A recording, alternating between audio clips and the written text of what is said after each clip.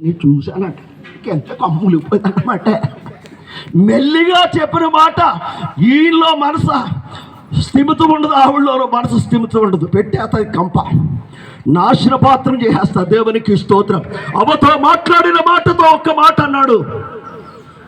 ఇది నిజమా అంటే ఏది నిజమంటే దేవుడు మంచి చెడ్డలు తెలివినిచ్చే వృక్షఫలం మిమ్మల్ని తినవద్దు అన్నాడు కదా. అవునా?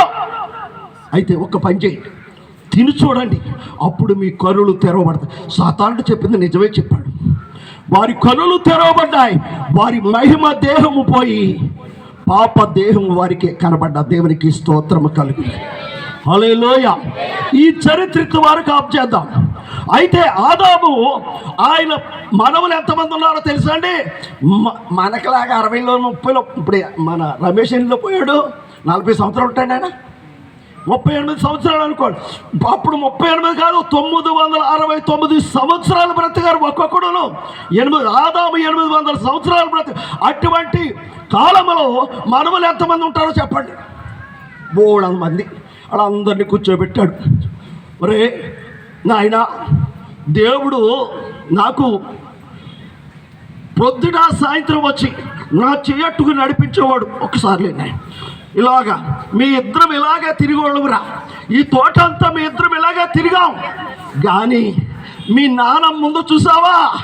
మీ నాన్నమ్మ వచ్చిన తర్వాత నా బ్రతుకు బస్ స్టాండ్ అయిపోతుందిరా అన్నాడు. ఆయన కూర్చోండి, థ్యాంక్స్. ఏమన్నాడండి?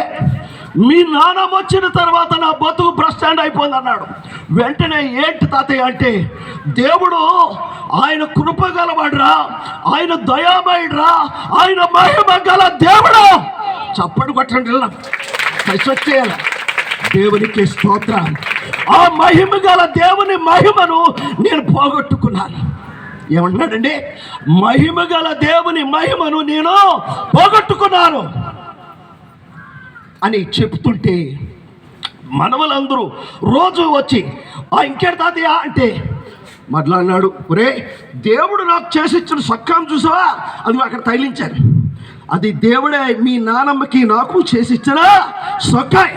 నిజమా తాతయ్య? వీళ్ళందరూ వినేసి తృప్తి పొందుతున్నారు, కానీ హానోక మాత్రం వినేసి తృప్తి పొందేవాడు కాదు. దేవా, నీవు నా తాతతో మాట్లాడావు, నా తాతను చేయబట్టి నడిపించావయ్యా, నేను కూడా నిన్ను చూడాలని ఆశ ఉంది. క్రైస్తవులారా, హల్లెలూయా, హల్లెలూయా. నిన్ను చూడాలని ఆశ ఉంది, నీతో నడవాలని ఆశ ఉంది, నీతో మాట్లాడాలని ఆశ ఉంది. రాత్రంతా అదే ప్రార్థన, రాత్రంతా అదే ప్రార్థన. అయితే ఒక దినమున దేవుడే దిగొచ్చాడు. దేవునికి స్తోత్రం. హల్లెలూయా, హల్లెలూయా. అప్పటికి భార్య ఉంది, పిల్లలు ఉన్నారు. రోజు రావటం, కొంతసేపు ఆ హానోకుతో దేవుడు మాట్లాడటం జరిగింది. ఓ రోజు అన్నాడు, దేవుడైన యెహోవా అంటున్నాడు, హానోకు, నేను రావటం వెళ్ళటం అంత కాదు, కానీ నువ్వు నాతో వచ్చేస్తావా అన్నాడు. ఏమంటున్నాడండి? నీవు నాతో వస్తావా అన్నాడు.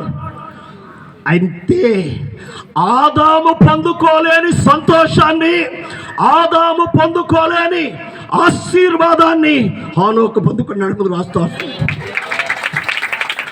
హల్లెలూయా. అప్పుడు హానోకు వలె సాగదా